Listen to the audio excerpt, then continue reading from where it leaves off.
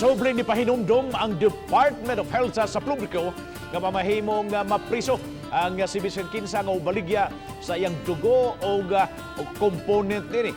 Kinunot sa ng gawas karon ng mga taho nga dunay nagtinguha nga magpatakod sa COVID aron kung mamaayo na ibaligya ang ilang plasma ngadto sa mga nanginahanglan nga mga pasyente sa COVID-19.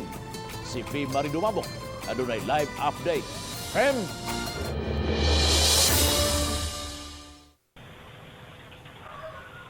Bob, mao kanay pahinumdum sa DOH7 ngadto sa publiko nga dili gyud maayo nga mangandoy nga mataptan sa sakit nga dala sa COVID-19 kay aron lang kun mamaayo ibaligya ang plasma kay gawas nga kalapasan kini sa balaod dako usab kayo kining risgo sa kinabuhi. Kini si Gaylord Avis, usa sa mga COVID survivors. Kinsa ni padayag nga andam siyang modonate og dugo og bisa ng iyang healthy plasma.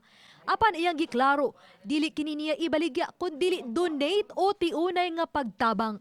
Kutob sa makiter na ko lang o dili lang din problema sa screening sa hospital o sa mga doctors, willing good kayo po mo share sa akong plasma to save a life. Kini mo'y hangyo sa Department of Health sa napadayon nilang blood donation drive. Mato ni Dr. Mary Jean Loreche nga wa man sila nadawat nga reklamo apan nakadawat sila og taho sa mga tao nga gusto nilang magpatakod og COVID aron makabaligya sa ilang plasma. It's just like you are cursing yourself, unnecessarily exposing yourself to something that you don't even know if within your system, your immune system, kaya nimo or dili labanan ang COVID. Giklaro sabi Dr. Loreche nga dili tambal ang convalescent plasma sa mga nasakit sa COVID. Hinuno sa kini sa makatabang batok sa infeksyon sa mga ikaw ma-immune na sa kagaw.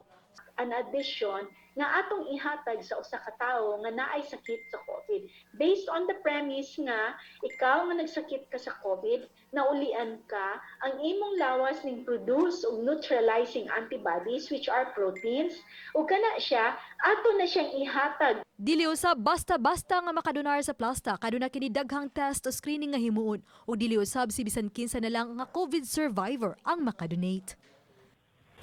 Bob, gihingusgan karon padayon ko hingusgan sa DOH7 ang blood donation campaign uban ng mga partnered agencies. Kini dili lang alang sa mga COVID patients apan lakip na usab sa mga uban pang pasyente nga adunay nagkalain-laing mga sakit. Bob? Thank you so much, Faye Marie Dumabok, sa imong live report.